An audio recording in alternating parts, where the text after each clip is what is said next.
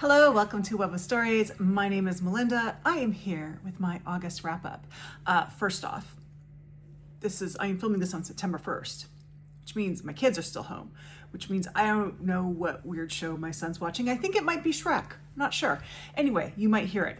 Second of all, t-shirt check. I went history today. So we have Tower of London. I gotta read this part. Location to die for. The guest gone. Location to die for. Though the staff is a bit sharp with the guest. Gone downhill since my first stay. Anne Boleyn. I had to go for a history shirt because it's Tudor-tember, which I didn't even know was a thing until yesterday, and I saw it on Charlotte's channel.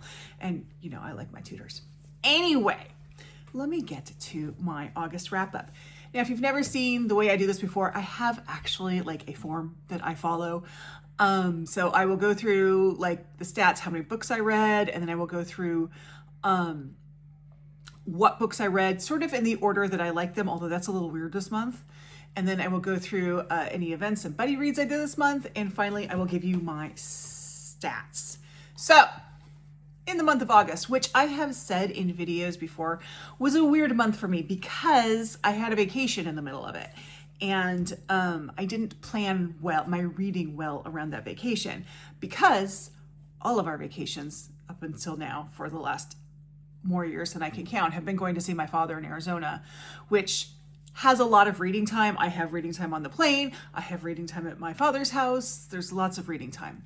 This trip was a road trip with my family. And I didn't have very much reading time because A, my husband doesn't like me to read in the car because I'm not paying attention to him. But we do audiobooks in the car. And, you know, we get back to the hotel at night, you're tired, and sometimes the light's not great, and there's 3 other people in the room with you. So I didn't get the reading done that I had planned during my vacation when I planned out my month. So the month was kind of weird. But anyway, it's also kind of weird in sort of how my books fell with the ratings, but we'll get to that. So of the 13 books I read, 11 were fiction and 2 were nonfiction. I did DNF one book, which I happen to have just right here, which is Manhattan Beach by Jennifer Egan. There was nothing wrong with this book. I just felt like I'd read this book before. Like I was reading it, it's like a mob story, but also World War II, and it just felt like I had already read this. I haven't, but it felt like I had. It was just too similar to things I'd read in the past, and I had a lot of books I had to read, so this one is going into this pile there. Okay, my average reading for the month is 3.5, which is a little lower than I like it to be, but you will see why when I get to my ratings. Okay, this is the first sort of weird thing. The format of the books that I read. 3 were in print, 1 was an ebook, 6 were audiobooks, which kind of surprises me now that I think about it. And 3 were a multiple or tandem, which is both basically me listening to it as I read it, which I'll get to those. One of them, you probably know what it is already if you watch my channel, but we'll get to it anyway. So as for my ratings, I will go through this again because this actually does play a part in this. I rate on a 1 to 5 scale. I don't do half stars this year. I'm going back to half stars, maybe in quarter stars in 2026, because no half stars and, you know, just using whole number stars was really hard. 1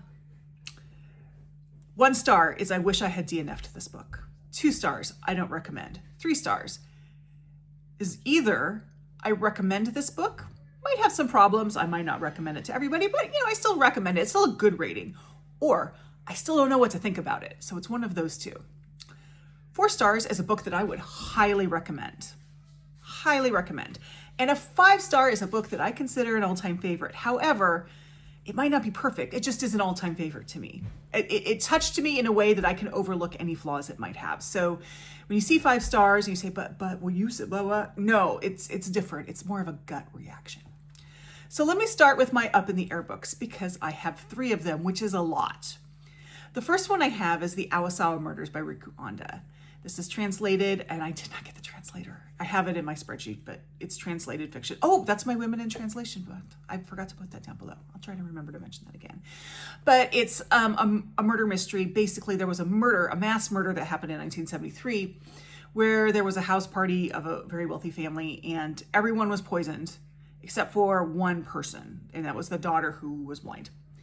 And this book takes place decades after. A book has already been written about this murder by the She was a young girl at the time, and she and her brothers had discovered the bodies. And so this is sort of a retrospection on that book that was written and the unnamed narrator who's not really even part of this. It's one of those things where you get interviews, but they take the interviewer out of it, so you just get the interviewee. Kind of interesting. Is visiting all the different sources and getting their feelings on things. It was a really interesting read, but I don't think I understood it. Like, I got to the end and I'm like, I don't really quite understand what happened. But it was an interesting reading experience. Maybe I'm just not smart enough for it. There you go. The second book I have in here was one that I did on audio, and that is important to why it's up in the air, and that's Murder at Gull's Nest by Jess Kidd. So this is a mystery. And because I did it on audio because I had heard the narration was excellent. And the narration is excellent. I really, really enjoyed the experience of listening to the narration. However, this is probably not the best book for me to listen to as an audiobook, because I had trouble kind of following some of the threads that I like to follow when I read mystery novels. So there's that. Also, I didn't think the mystery was super strong. I figured out who did it super early. So there was no really tension to it. And yeah, there just wasn't. So I'm kind of torn between the fact of it not being a good mystery, but being a really great audiobook. So I need to kind of decide going forward if I choose to continue in this series, because this is the first book in a series, how I want to go with it. Do I want to go with it as a mystery book or as an audio experience? I will say, if the narrator, who is Siobhan McSweeney, stays with the series, I will be staying with it as audio because it was excellent. But there you go. That's kind of my feeling on that one. You have to kind of decide, do you want a mystery book or do you want an audiobook? Because it's one or the other. And then the other one I just finished yesterday. Thank God. So yesterday, August 31st, was my crunch day to get my last 2 big books for Big Book Summer done, which shouldn't have been an issue, but because vacation threw me off. And this is Hours by Phillip B. Williams. This book is interesting. I can't even tell you what genre this is. I can't. I thought it was historical fiction. Sorta is. And then when I started reading it, I thought it was horror. Sorta is. Definitely fantastic elements, but is it really a fantasy? I don't know what to think of this. Clearly the author has things to say. And I think that even though this was interesting and there's really interesting characters, and I never knew where this book was going. Like, I was like in the last section, I'm like, I still don't know where this book is going. Even though you have this sort of, I need to read to see what happens sort of thing, I still never knew where the book was going, even when I finished. So I don't know what to think about this book. I'm still thinking about it. I do think it suffered from being too long. I think he tried to do too much in this book. I think if he had streamlined it a bit more, it would have been a more successful book. But there's still a lot of positives about this book too. The writing is beautiful. It is definitely creative. There's some very interesting characters. So I just don't know what to think about that. There we go. I do this month have a book I wish I DNF'd. And I always feel like I have to explain why I didn't DNF it. And I will the reason I didn't DNF it is it was a book club book. And I wanted to finish it, as I feel bad when I DNF those. It's called You Shouldn't Have Come Here by Jeneva Rose, and I Shouldn't Have Read It by me. This is a sort of one of those twisty domestic thrillers. It's just, I'm sorry, this is my opinion. I thought it was ridiculous. I was just like, this is just, wow. This is really dumb. The writing was very prescriptive. Read between the lines of what I'm saying there on my suspicions about this book. I did listen to it as an audiobook. I had the physical copy. I've since sent it on. But to fit it in, I had to do the audio. The narration was not great. And I will be honest, maybe that had something to do with my dislike of it, but I don't think so. I don't think so. It was just absolutely ridiculous. And yes, I shouldn't have read it, but it's also You Shouldn't Have Come Here by Jeneva Rose. I do have one book that is a not recommended, and I'm bracing myself for the onslaught of people who are going to be really upset about this, because I know a lot of people love this book and people love this author. And that is Mansfield Park by Jane Austen. As I have said before, I have a difficult relationship with Jane Austen, and I'm trying to repair that relationship. This book did nothing to repair that relationship. I found Fanny really annoying. And I get people saying, you know, she's really steadfast in her beliefs and all that, and I get that. But you can be steadfast in your beliefs without whining. You can. I mean, that's possible. And you know, you don't have to whine to be the not strong person. You can. You don't have to wring your hands and cry. I was so fed up with that. Also, I hated every other character in this book. Like all of them. Like there was not a single character I liked in this book at all. None.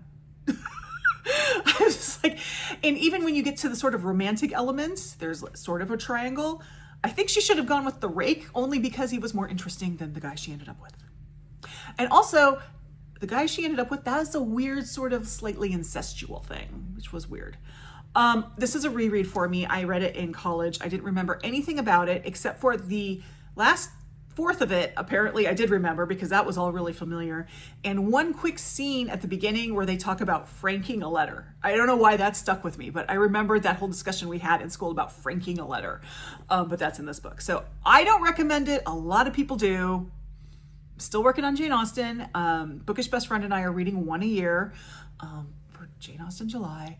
She doesn't know it's Jane Austen July because she's not a booktube person, but I say it's July. And next year we're doing Northanger Abbey because apparently I'm setting the schedule and we're going by the how well I remember the book from like worst least remembered to most remembered. So last year we read Persuasion, which I actually did like. And to be fair, I actually remember less about this one than Persuasion, but I opted to start with Persuasion because I knew Persuasion was a second chance romance, which is a trope that I like, and I wanted to set myself up for success, which was smart, because if I had started with this one, I don't know if I would have continued with this. Next year, it's Northanger Abbey, and then Emma, and then Sense and Sensibility, and then Pride and Prejudice. But so this one was not a good one for me. As for just the plain old recommended ones, this one I kind of toyed whether I should put it in just recommended or up in the air. And I decided to put it in just recommended because I'm not conflicted about my feelings about this book. And there are problems with it, but I think the problems with it might be why you should read it. And that is King John by William Shakespeare. This was my Bardroom book. Oh, I should also tell you, this was one of my tandem reads. I listened to this while I read it, which I didn't start doing that, but I was having so much trouble with it that I decided to do that, and it did help immensely. This one, I always, almost always do that with Shakespeare plays. This one, I think I do recommend it because it is a history by Shakespeare, but it's not a well-known history by Shakespeare. And I think reading this before you get into some of his really well-known histories sets you up really well for those. I understand why this is not a well-read, a widely performed play. It's because it's all freaking monologues. Like, it's just monologue after monologue after monologue, which is not exactly exciting play viewing. So there's that. Although the language is beautiful. There are some lines I think here would be really, really famous if people performed this play. But I think it's more like, yeah, there's some problems with this book, but I think you should read it because of the problems, because that will help set you up for the other plays. So that's why I put King John there. I mean, and there are good things about it. The language is beautiful. It's a pretty easy play to follow as far as both language and plot. So yeah, that's why I say read it because of the faults in it. Okay. Now we're to our highly recommended. This is usually my biggest category, but it's only 2 this month, but that's okay. And we'll get to why. The first one was, this is another one where I listened to it as I read it. And this time I listened to it as I read it because I saw who the narrator was and I wanted to hear the narrator, but I also wanted to read the book. So I just did the both. And that's North and South by Elizabeth Gaskell. The version I listened to was narrated by Juliet Stevenson. I have never read, I thought I had read Elizabeth Gaskell before. Maybe I've read a short story. I don't know, but this was my first novel of hers and I really enjoyed it. I did this as a buddy read. I'll talk about more about that. There were some problems with it, a few problems, like time has no meaning. And, the ending is really abrupt. And Christina, who I buddy read with this, and I both think it's because this was actually a serialized book. There's 52 chapters, is that right? 52 chapters. Guess how many weeks there are? So I think Dickens had serialized this. I think that's why you kind of had the weird time thing. And also, I think like if there was a chapter, and I didn't map this out, this kind of came to me later, but I have a suspicion. If there's a chapter that's really wintry, it probably was in the winter when it was published. Does that make any sense? So, but I really liked it. I think Gaskell's a lot easier to read than some of her contemporaries, like the Brontes. She's less flowery. I think she has a much more realistic view on the world. Of course, she probably was part of society, unlike the Brontes, who really had some social issues. But there's humor in here that is great. One thing that I thought she did really well is the main character, Margaret, has a really crappy family in that they just dump all of the emotional labor of the family on her. And Gaskell really shows that. She shows it in a really realistic way. And I think it's interesting because maybe that would not have been abnormal in the 1840s, 1850s, but now it's something that people are starting to recognize. This happens a lot to women in families, and it's really not okay. And she shows it like in a way there where you think like, wow, this has been going on a long time. But I really enjoyed it. A few little problems, but still, I am definitely going to read more Gaskell. In fact, in September, I'm going to read a novella by her, Lois the Witch, because that sounds cool. I'm going to buddy read it with Mariandria. So that was this. And the other one I have, which is a book that I had on my Kindle, although I have a print copy of it. I read this on my Kindle, just kind of trying to clean out old books on my Kindle. I've had it for over 10 years. I hadn't read it. And it's one that I've always wanted to read. There's no reason why I haven't read it, except that I just haven't. And that is I Am Malala by Malala Yousafzai. So we all know who Malala is. She's the youngest person to ever win the Nobel Peace Prize. She was a schoolgirl in Pakistan who spoke out for the education rights for girls and women, and then the Taliban shot her in the head. And she survived, came to England, has become an activist. She has a new memoir coming out in October called Finding Myself, I think. I should have looked that up beforehand. Anyway, which I'm really interested to read. I already have it pre-ordered, but I wanted to read this first. I really enjoyed it. So I have said before, not always the biggest YA reader because I live with YAs and I need a break sometimes. And this does have a very YA feel, but I think it was really appropriate here because she was like 16 when she wrote this book. Like, of course, it's going to feel like a YA novel or a YA book when it's written by a young adult. She's pretty honest with herself. She's like, yeah, I can throw tantrums. I fight with my brother. She's really honest with herself on that. There are a few instances where, as I have said before, this is one of my big pet peeves. Sorry, dishes are being done over there. Is that hero of your own story thing that happens in memoirs, and that does happen here, but it didn't bother me because all 16-year-olds think they're the heroes of their own stories. It fit. So I really enjoyed this. I think the only thing that kept it from being a 5-star is that I think her next book's going to be a 5-star, and I wanted to give it room. And probably because this has happened so long ago, and I already know so much about Malala that maybe it didn't have the impact on me that it would have had I read it when it first came out. Also, my Kindle version was the worst formatted Kindle book I've ever read. I really wish I had the print to read, just so because the Kindle version, I mean, it's probably fine if you got it now, but 10 years ago it was really bad. Okay, now we're gonna get into 5 stars. I had 4 5-star books, but maybe you put 2 together, which would make it 3, and 1 was a repeat, which would make it 2. So bear with me. The first 2, and I'm gonna talk about them together because they are books that go together. The first one I read for my marginalized authors book group. I'm sorry, it's really noisy. I know. It always happens. It's like school starts on Wednesday. There you go. The first one was for my marginalized book group, and then I loved it so much I immediately got the sequel and listened to that immediately. And the first one is Moon of the Crusted Snow by Waubgeshig Rice, and the second is Moon of the Turning Leaves by Waubgeshig Rice. And this is the I can't remember the name. What was his name? Anyway, it doesn't matter. It says right now a duology. I would like to put a vote in right now for him to continue this series because I loved it. Not going to talk too much about the second book because it spoils the first book. But the first book, the setting is, it's set in a northern Canada reservation town, First Nations reservation. And they're just kind of living their lives, doing their thing. And then one day, Power goes out, internet goes out, cell service goes out, no one knows why. And in a lot of ways, they're set up to handle this far better than other groups because they are sort of trying to bring back sort of the traditional ways. So they kind of have a little bit of a better sense there. They're also more of a community. They have some community structures in place. Oh my God, what is that? They're being as loud as they possibly can, I can tell. Community structures in place that really help with that. So they're kind of set up to be okay with this. But then a visitor comes. And that's all I'm going to say about it.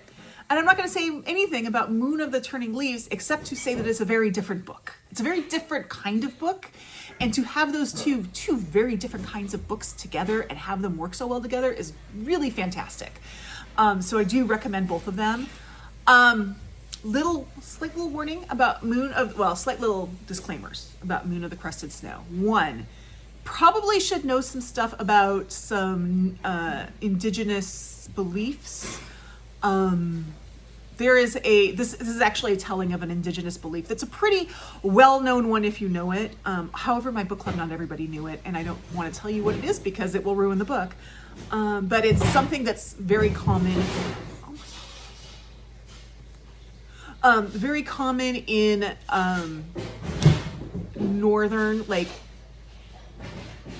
northern plains, New England, Northeast, Southeast, Canada, that area, tribes from that area. So it's pretty well known once someone says what it is. If you read William Kent Kruger, he uses this a lot in his books, so you would know what it is.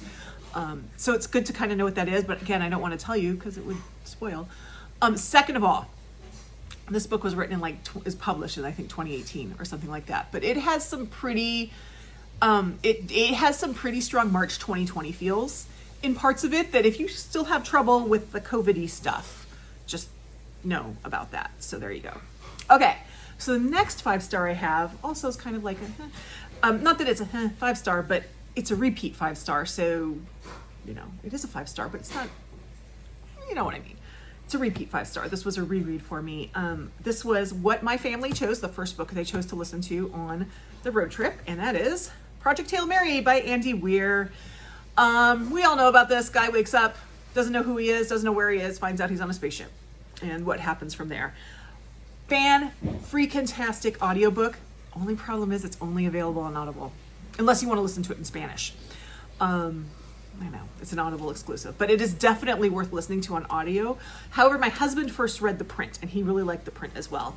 But this is what my son chose to listen to. We all really enjoyed it. The movie is coming out in 2026. However, if you haven't read the book, but you want to see the movie, don't watch the preview because they give you a huge freaking spoiler in it. But yeah, this is a really safe 5-star read. I really enjoyed it. And it was a great family read. Okay, and now we're going to my final 5-star book, which I finished yesterday, and the hype is real. The hype is real. I think I gave my recommendation credit to this to Sue Jackson because she's been on me to read this book. And you were right, Sue. It's wonderful. Lonesome Dove.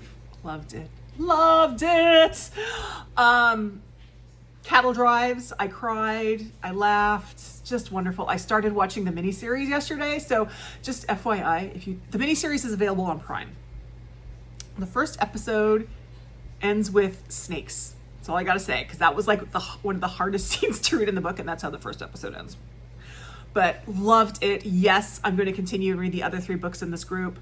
I don't know why it took me so long to read this book, but everyone, you're all right. You're all correct. This is a fantastic book. Read it.